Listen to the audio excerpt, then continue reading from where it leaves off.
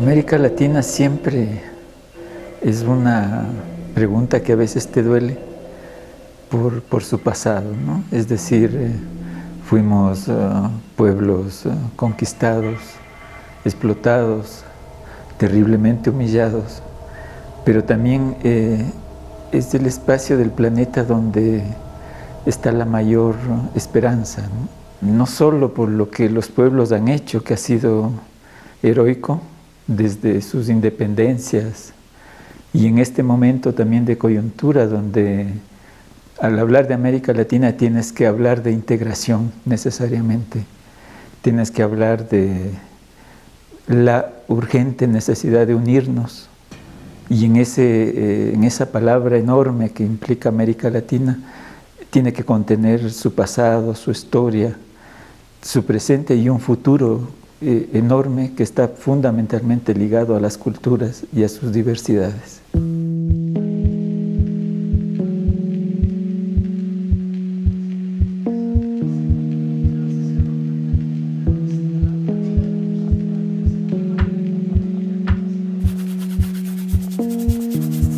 El gran aprendizaje de la pintura es esa necesidad de fijar en el cuadro el instante, que ese instante se vuelve a veces perdurable, ¿no? Y la pintura, de alguna manera, en América Latina va teniendo sensibilidades, ¿no? Es decir, va teniendo preocupaciones sociales, va teniendo entorno que le permite que esa pintura no sea solamente el resultado de las vivencias propias del autor, sino que ese autor se siente parte de un momento histórico, se siente parte de una sociedad y de alguna manera hace que su pintura capte ese momento, ese instante, ¿no? Entonces yo creo que el aporte del muralismo precisamente es el contacto de los autores con las luchas de su pueblo en ese momento, con la realidad política, social que vivían, y que no está aislada del arte. Es decir, ellos incorporan su propia vivencia, porque además la mayoría de autores tienen posiciones muy fuertes frente a la defensa de los más pobres, la lucha por la tierra, es decir, y no solo son pintores, sino que también son activistas y son militantes y salen a las marchas y construyen un imaginario en su pintura que está muy ligado a lo que están viviendo en su momento. Hay quienes dicen que el arte debe ser totalmente aséptico, que prácticamente no debe expresar lo que está ocurriendo en la sociedad. Y ese arte en realidad es un arte que no termina representando a nadie, sino que termina representando a sí mismo. Es verdad que el arte es necesario que llegue con un toque de emoción, pero el arte, si no tiene un vínculo con la sociedad, finalmente termina en algo que es solo de un individuo o determinados individuos y no termina siendo de la propia sociedad. Porque cuando tú revisas la historia, a propósito de esta triada académica, ¿no es cierto?, nos vamos a dar cuenta que fue a través del arte, ¿sí?, que se comenzó a manifestar esta verdad que estaba oculta por las dictaduras militares, ¿sí? Y fue el arte, no el arte atrapado, sino el arte de la creatividad de los pueblos para poder transmitir lo que había que transmitir. O sea, porque te recuerdo, había una censura de un carácter que solo creo que en la Alemania hitleriana se ha manifestado. Entonces, por ejemplo, cuando tú me dices el arte, yo me recuerdo en los barrios populares de Santiago, justamente, por ejemplo, el graffiti, y a través del graffiti le decíamos a la gente con frases de Víctor Jara o con frases de Pablo Neruda o de la propia Violeta Parra, ¿no es cierto?, le decíamos al mundo de que en Chile se estaba matando, ¿sí? Y solo así podíamos, porque el arte tiene una gracia, es creativo por una parte, pero por sobre todo, para hablar de esta temática desde el arte necesitamos mucha ternura, porque la ternura es la que va a permitirnos jugar contra los poderes, ¿no es cierto?, los grandes poderes y sobre todo estos de carácter dictatoriales. A mí me parece que el arte es un un espacio fundamental de lo más profundo del ser humano, el sentimiento, ¿no es cierto? Y el arte llega hacia allá. No es solamente una idea, sino que penetra en el ser mismo de la persona. En el caso, por ejemplo, de la Plaza Grande, 20 años de salir todos los miércoles a la Plaza Grande con el apoyo de artistas populares.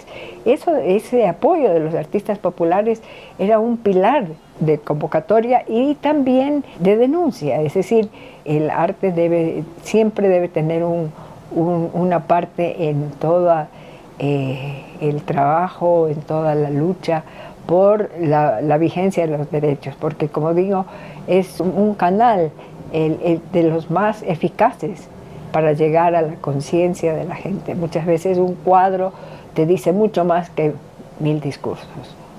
Y bueno, por eso es que justamente como el arte toca mucho más la emoción, toca mucho más las fibras íntimas, el corazón más que la mente a veces, es que a los represores, a los gobiernos dictatoriales les preocupa y por eso tratan de eliminar a esos artistas, escritores que de alguna forma se rebelan contra ellos.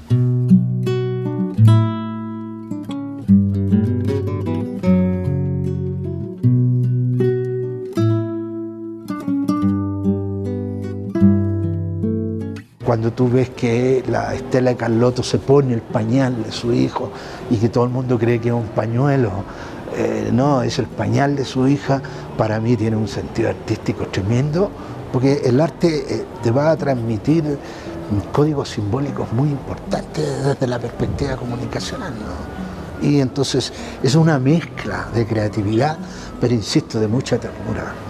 Ser parte del movimiento social de América Latina, servir en esas causas, apoyar con lo que puedes hacer, que es en algún momento el dibujo, el afiche, el hacer, inclusive estar atento a lo que los movimientos sociales están planteando en América Latina.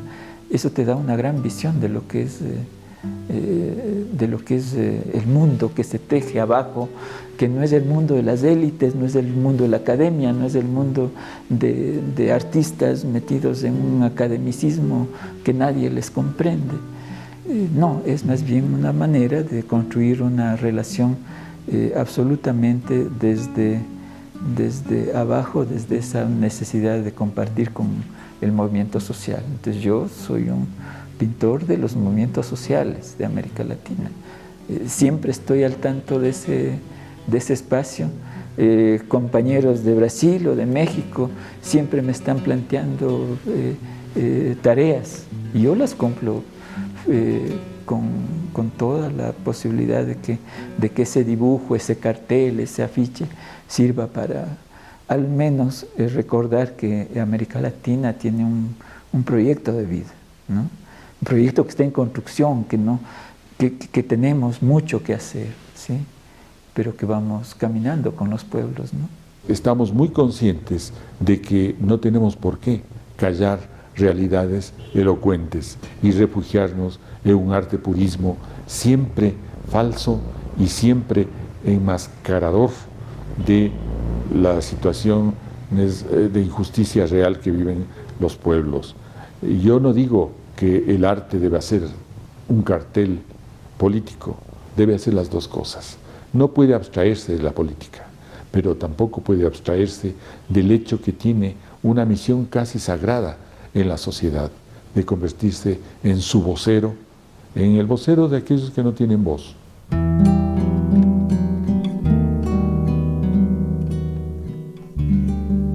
Los derechos humanos son una serie de atribuciones que inicialmente eran conceptos, eran ideas que llevan o que buscan que la persona tenga mínimas condiciones de vida para tener una vida digna, llámale una vida del buen vivir. Los nombres los podríamos ir posicionando, ¿no? Pero es una serie de atribuciones que le das al ser humano que la sociedad mínimamente debería cumplir para que él pueda vivir tranquilo, feliz y desarrollarse como ser humano. Son todos esos elementos que te permiten desarrollarte como ser humano.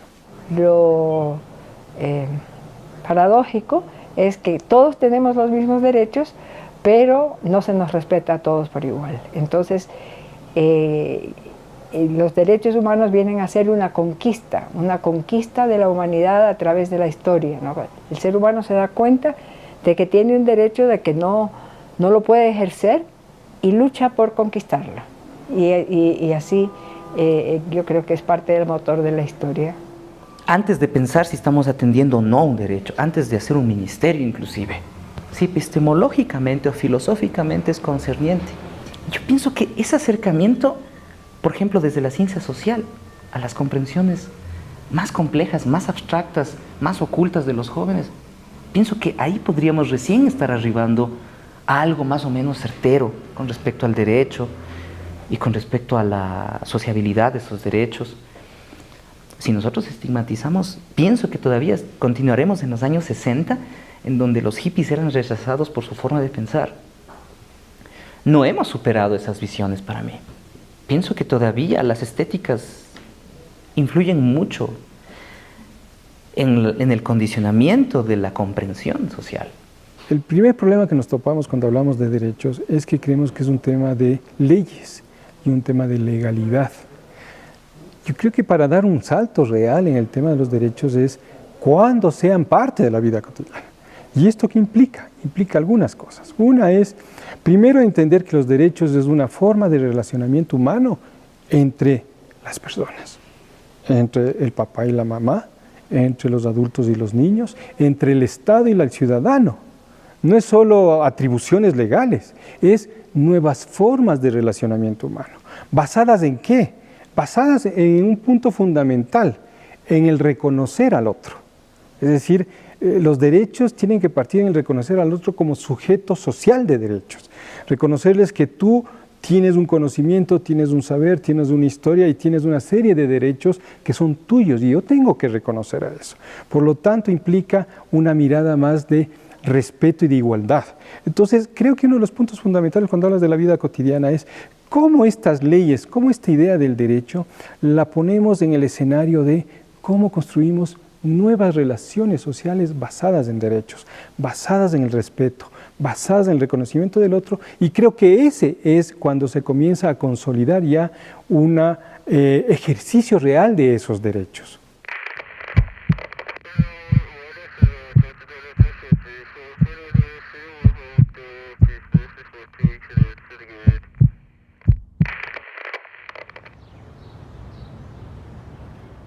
Él salió la víspera, se puede decir, salió a reunirse con sus amigos. Fue el viernes 9 de noviembre de 1990.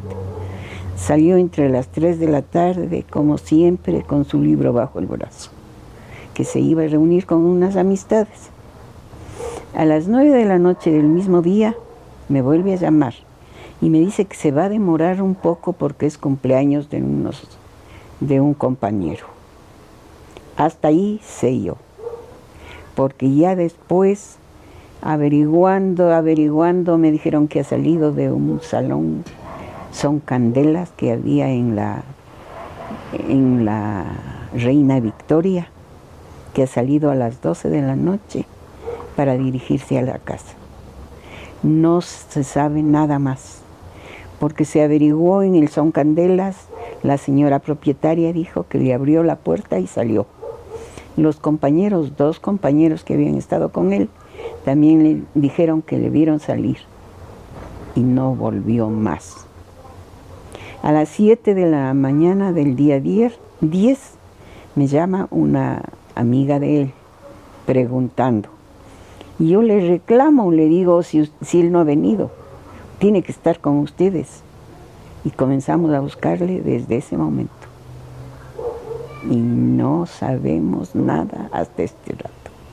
Por lo general la gente, cuando suceden estos casos, hacen las primeras indagaciones, hacen las primeras búsquedas o las primeras denuncias y después se resignan o ven que no hay alternativa, que no hay noticias o que la vida sigue su marcha entonces su rutina de vida pues no cambia, ¿no?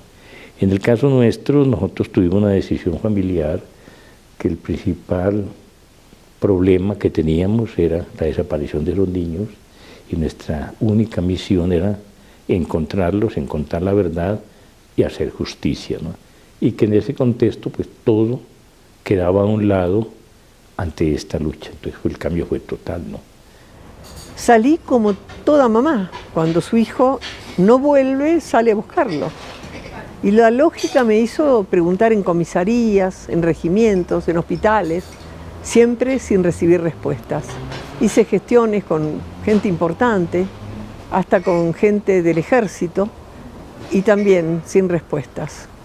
Y me fui enterando de cómo pasó Laura esos 9 meses de cautiverio, estando embarazada, por sobrevivientes de esos lugares, de ese lugar donde ella estuvo, gente que fue liberada y que fue al exilio, y en el exilio nos contó las cosas que sufrían y las cosas que pasaban. Y la busqué siempre a ella, pero 2 meses después que nació su hijito, a ella la asesinaron. Y el niño, yo no supe dónde fue, y yo tuve el privilegio, entre comillas, mi familia, de que nos entregaran el cuerpo de Laura, porque todos los demás están desaparecidos, no se sabe dónde están sus restos. A mí me lo entregaron porque yo le pedí a un militar, pero le pedí a Laura viva, no muerta. Y él habrá dicho, cuando la maten se la entregan a la madre porque me la pidió, supongo. Yo entonces, si la enterré, no tenía que buscarla, yo podía poner una flor en el cementerio. Pero lejos de llorar sobre la tumba, yo dije, te prometo, Laura, que voy a seguir luchando mientras viva para buscar a tu hijito. Y voy a seguir luchando para la justicia por tus 30.000 compañeros. Y es lo que estoy haciendo. Ya encontré mi nieto, pero mi lucha sigue, porque falta mucho todavía. Lo que yo creo que hay una ausencia aún por parte de ciertos poderes fácticos de que no quieren poner esto en la agenda educativa, como te había dicho anteriormente, o en las agendas comunicativas, la temática de derechos humanos, porque todavía tenemos a los violadores de los derechos humanos caminando por las calles libremente. El Ecuador, pese a lo que frecuentemente nos habían querido imponer una realidad, una historia que no aterrizaba realmente en cómo había sucedido ciertos hechos. En la década de los 70, de los 80, el Ecuador vivió una época represiva importante, igual que en el resto del continente. Es decir, el Estado, traicionando su naturaleza de defender, de garantizar, de promover los derechos humanos, estaba organizado para violentarlos, para perseguir a sectores de la población civil de manera sistemática, de manera generalizada, y cometer abusos de derechos humanos. Cuando tú estás a cargo del Estado, o del gobierno central, tú tienes la obligación de defender el Estado utilizando las armas que te permite la Constitución. Nunca la Constitución ecuatoriana ha permitido la tortura, ni la violación, ni la tortura, ni el asesinato. Y ahora que sabemos ya, gracias al informe de la Comisión de la Verdad, todo lo que sucedió, queda claramente demostrado que era una actitud sistemática del gobierno con formación en el extranjero de los ejecutores de la tortura y de los asesinatos. La realidad económica y política de América Latina ha llevado a que determinados grupos hayan resistido esos poderes, y esos poderes, para mantenerse, la forma que encontraron fue la violación de los derechos humanos, porque el Estado fue en realidad el que llevó adelante la gran violación de los derechos humanos. Una cosa es llevar preso a determinadas personas, otra cosa es desaparecerlas, torturarlas o matarlas. Había una gran voz de la izquierda que de ninguna manera entraba a los medios, no era pública. Entonces eran grupos de estudio, algunos se iban armando, pero así calladito, tal. Entonces la opción de tomar las armas era, en el caso de Alfaro Vive, en otros casos no ha sido así, en el caso de Alfaro Vive era una opción política, era hacer saber que habían otras, hacerle saber a la gente que habían otras vías para su destino. O sea, que no todo estaba en unas elecciones dudosas por el tema de la propaganda y tal, sino que había otras maneras de que la gente, sobre todo el concepto principal era que la gente asuma su futuro con un compromiso para mejorar su futuro. Con armas o sin armas, pero hacerle saber a la gente que sí había gente que optaba por otro camino y que estaba dispuesto a asumir su futuro para cambiar en favor de todos. Los medios de comunicación y los dueños de los oligopolios aún no piden perdón por la tragedia ocurrida en la década de los 70 y de los 80. Es decir, sé que el caso del Colegio de Periodistas de Chile ya expulsó a periodistas que se prestaron para tapar estas violaciones de los derechos humanos. Pero yo todavía, y con mucho respeto, no escucho a los gremios del Ecuador, no escucho a los gremios, no sé, pues de la propia Argentina, ¿no es cierto?, o del propio Uruguay, que diga, nosotros nos prestamos para esta tremenda, para este tremendo holocausto que hicimos en América Latina. Entonces, yo creo que se ha hecho esfuerzo, muchísimo esfuerzo, de seguir hablando sobre eso, porque estamos en el 2015, ¿cierto?, pero tenemos unos poderes, prensa, ciertos sectores de añoranza ante las dictaduras, ¿no es cierto?, han hecho todo lo posible para ocultar esta tragedia. Y perdónenme, creo que Ecuador no escapa a ello por ahora. Es decir, vivimos todavía una especie de querer invisibilizar la verdadera tragedia. Y en eso los comunicadores no han sido honestos de decir, sí, cometimos un error, y menos los dueños de los grandes medios de comunicación. Es más, añoran este proceso, lo añoran abiertamente porque el negocio era rentable, y dos, porque evidentemente todo el modelo neoliberal impuesto en América Latina fue en base a la violación de los derechos humanos. Yo creo que hay que hacer esfuerzos enormes, ¿no? Primero para no olvidar, para que la Comisión de la Verdad, de alguna manera, que hizo la investigación, donde se determina que el 65% de las violaciones de los derechos humanos se produjo entre 1984 y 1988 en el gobierno social cristiano.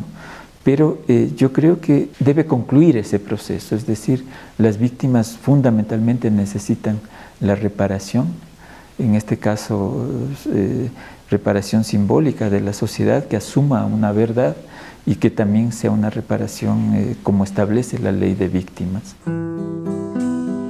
¿Dónde te perdí, mi hermano? ¿Dónde? Que hasta cuando tengamos vida sigamos luchando para saber algo de nuestros seres queridos. Porque si tal vez yo ya no puedo saber, sí han de saber los hermanos, los familiares. ¿Qué pasó con mi hijo? Ese es el mensaje, que los familiares tienen que seguir luchando. En medio de la tragedia y del dolor, parece que el sacrificio de estos dos niños no ha sido inútil. Al menos ha tenido alguna repercusión en la sociedad, pero también ha tenido una repercusión en cambio de leyes. Por ejemplo, los fueros militares y policiales se acabaron, ¿sí? El delito de desaparición, que no existía, ni siquiera estaba tipificado, ya está tipificado en la Constitución, en las leyes, ¿sí? Entonces, hay cambios estructurales que salen a raíz de tragedias que no se dejan en la impunidad total, que se visibilizan y que crean conciencia. Yo creo que esos son pasos firmes hacia un país mejor, ¿no?